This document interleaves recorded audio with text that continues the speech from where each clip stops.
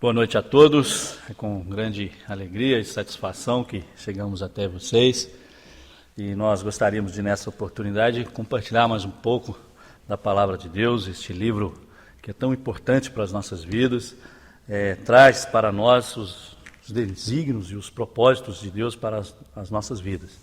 Nós podemos considerar que somos criaturas de Deus e quando nós falamos da Palavra de Deus, ela traz aquilo que é a sua vontade, então naturalmente nós observarmos e seguirmos a ela vai ser de benefício para nós mesmos e estaremos agradando ao nosso Deus.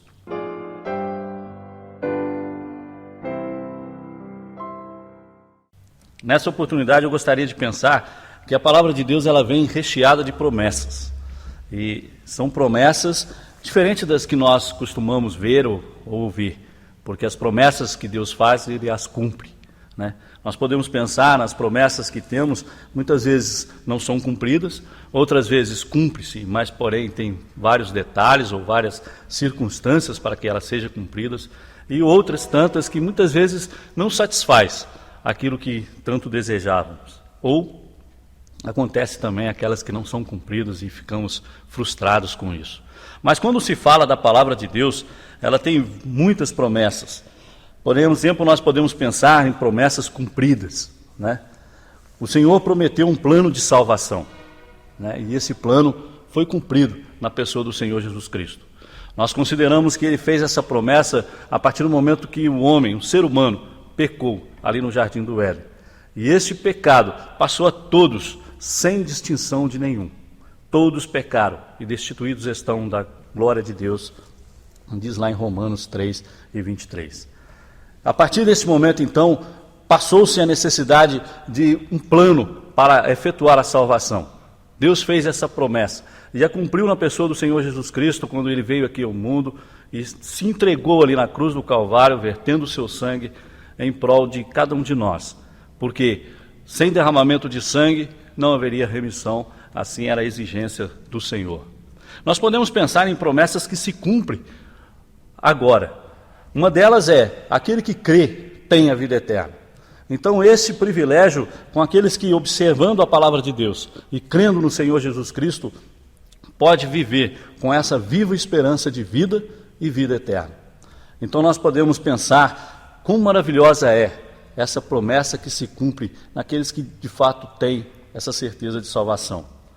Temos também a promessa de que o Senhor estará conosco, e Ele está para nos ajudar, nos orientar e nos confortar nas necessidades que temos em nossas vidas. É importante pensarmos que a Bíblia, a palavra de Deus, não nos promete de maneira enfática que nos dará bens, benefícios particulares ou até coisas que precisamos ou coisas de sonhos que temos. Isso não se traz, não se promete na palavra de Deus. No entanto, é claro que Ele as concede àqueles que assim Ele quer. E o Senhor tem grande prazer em conceder tais bênçãos. Mas nós vemos que isso não é uma promessa e que muitos às vezes confundem. Nós podemos pensar também em promessas que serão cumpridas. Coisas que na palavra de Deus nos apresenta e que ainda estão a se cumprir.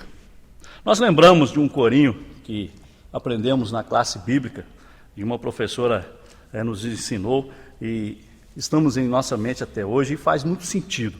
E diz assim: sei que Cristo voltará, pois na Bíblia escrito está. João 14, 1, 2, 3, lede, pois, e sabereis.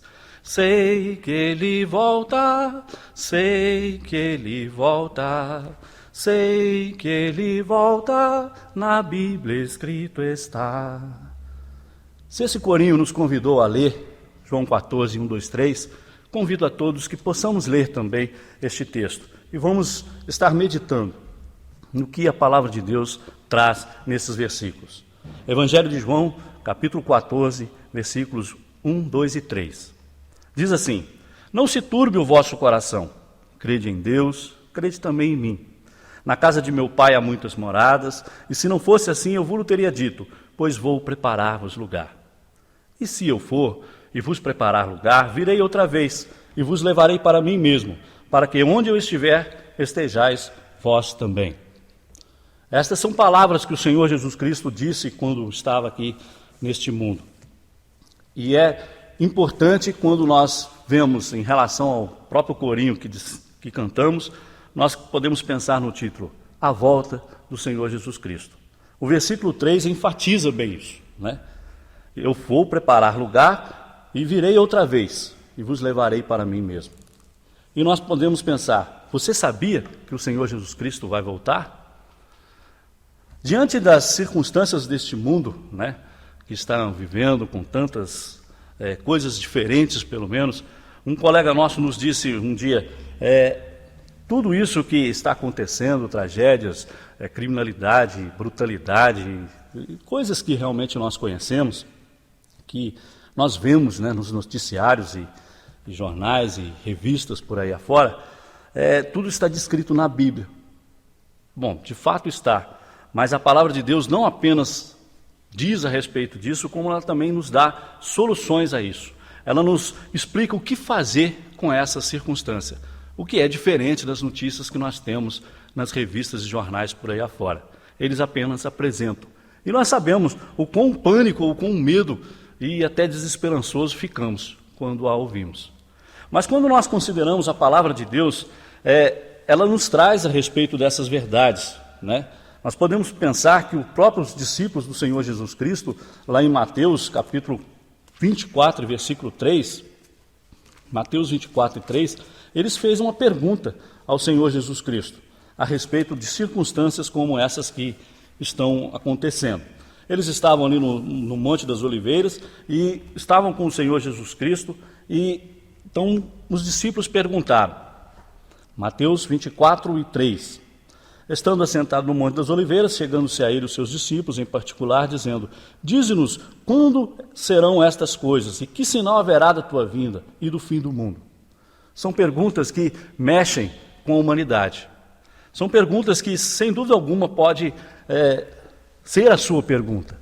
E nós vemos, ao prosseguir deste texto, várias circunstâncias que estariam acontecendo, palavras do próprio Senhor Jesus Cristo.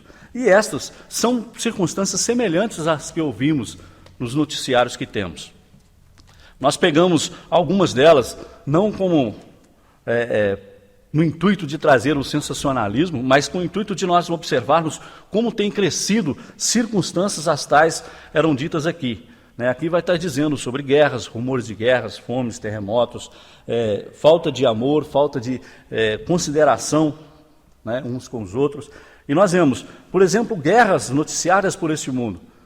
Nós temos rumores de guerras e guerras, mais de 100 rumores de guerras entre povos, tribos de mesmo país ou nações atualmente no mundo. Eles vivem com desentendimentos, sem contar as que nós frequentemente vimos nos noticiários. Nós vemos que no século passado, o século XX, teve 2 grandes guerras. Foram milhões de pessoas mortas e mais outros milhões gastos com coisas que veio para destruir. Nós podemos pensar sobre fome, que é dito também, e atualmente nós podemos dizer que mais de 1 bilhão de pessoas passam alguma necessidade nesse sentido no mundo. Terremotos, nós vemos como que é crescente, e nós anotamos, no século XVI houve 4 grandes terremotos, no século XVII 10, no século XVIII 16, no século XIX 41 grandes terremotos, no século XX foram quase 100, e no século XXI, no que estamos, em 20 anos nós já temos quase 30 grandes terremotos, isso grandes, e nós vemos que a escala, em menor escala, nós vemos até perto de nós acontecendo. Isso mostra para nós o cumprimento de uma palavra de Deus. Mostra para nós como que deve ser considerado esse fato. As catástrofes, furacões e outras coisas da natureza que têm acontecido, também têm acontecido com grande intensidade e com mais frequência. Se considerarmos a criminalidade, como tem sido brutal os crimes atualmente, como tem sido grande essa falta de consideração pelo próximo, podemos dizer, pelo ser humano próximo. A falta de amor uns para com os outros, algo também dito na palavra de Deus que aconteceria. E isso tudo gera uma angústia, um estresse e depressões, coisas que nós sabemos que acontece muito grande na nossa humanidade. E também podemos dizer a falta de consideração com as coisas de Deus. Isso tem acontecido e são sinais que mostram essa brevidade da volta do Senhor Jesus Cristo. E nós devemos estar, então, atentos a este fato, considerando esses noticiários. Nós queremos fazer um parênteses com os noticiários que sempre apresentam isso a nós, com aquilo que a palavra de Deus nos diz. Os noticiários só anunciam essas coisas e ficam ali. A palavra de Deus nos dá condições de o que fazer diante dessas coisas. O próprio texto que nós lemos lá em João 14, o versículo 1, o Senhor Jesus Cristo disse: não se turbe o vosso coração. Nós andamos com os nossos corações preocupados e ansiosos com essas circunstâncias todas no mundo. Mas o conselho que o Senhor nos dá é não se turbar. Mas para que isso aconteça, é preciso que nós prossigamos no versículo dizendo: crede em Deus e crede também em mim. E essa é uma frase importante, porque crer em Deus, acredito que muitos creem.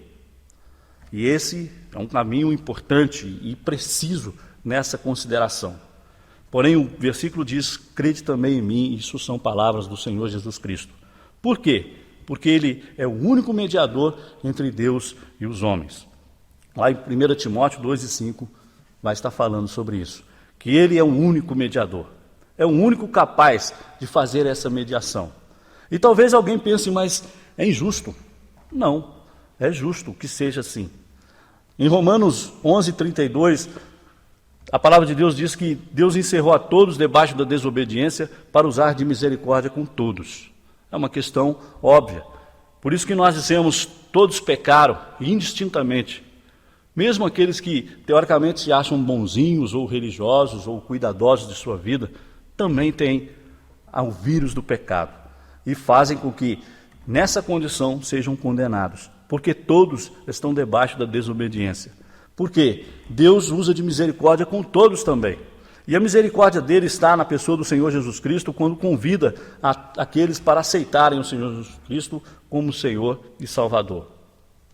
Então, um convite que o Senhor nos faz aqui é que, ainda que essas coisas todas estejam acontecendo, o nosso coração esteja tão preocupado, nós possamos crer em Deus e crede no Senhor Jesus Cristo. No versículo 2, ele dá um resultado deste fato, quando ele diz que na casa do seu pai há muitas moradas. Né? A casa de meu pai há muitas moradas. Lá no céu, onde o Senhor está com o Pai, há muitas moradas, e moradas para todos que queiram ir. Todos aqueles que aceitarem o Senhor Jesus Cristo como Senhor e Salvador, Ele foi para lá preparar esse lugar. E com essa consideração, ele termina dizendo: olha, eu fui preparar, portanto eu vou voltar.